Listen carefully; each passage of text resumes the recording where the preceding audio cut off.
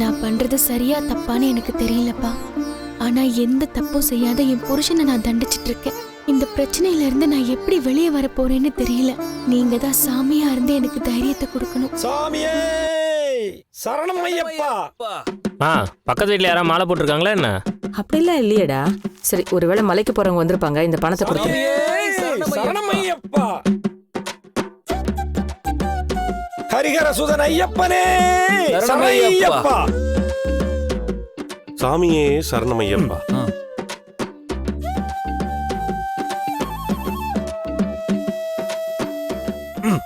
சாமியே சரணம் ஐயப்பா.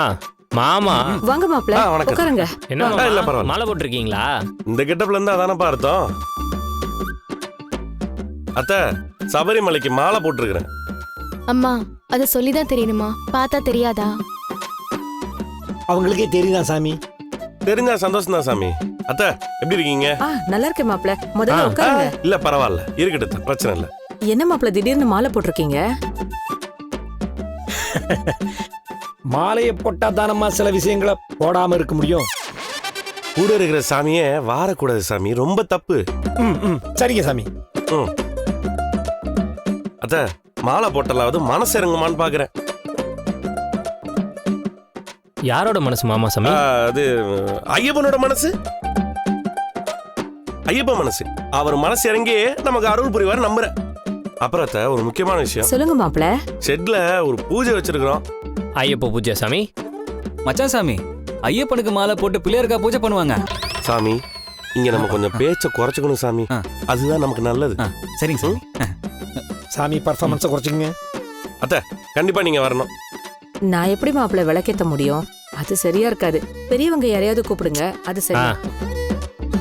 அத்தை, இந்த சடங்கு சாங்கி இதெல்லாம் இவங்களாம் பண்ணணும், இவங்களாம் பண்ணக்கூடாதுன்னு கடவுள் ஒன்று நேரில் வந்து சொல்லிட்டு போல.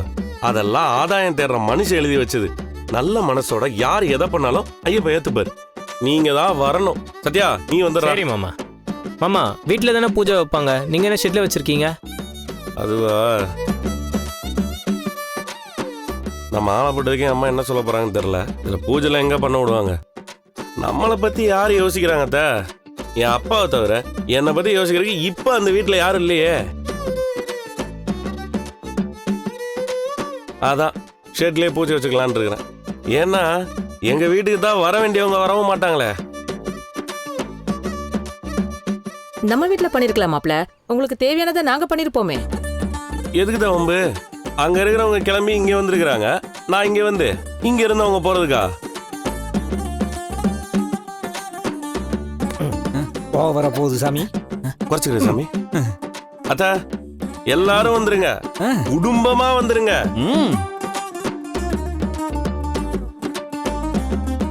மீனா, மாப்பிள்ள சொல்றல வரேன்னு ஒரு வார்த்தை சொல்லு. சரிங்க மாப்பிள்ள, அவ வருவா, நான் கூட்டிட்டு வரேன். வந்தா மட்டும் போகுது. அப்ப நான் கிளம்புறத.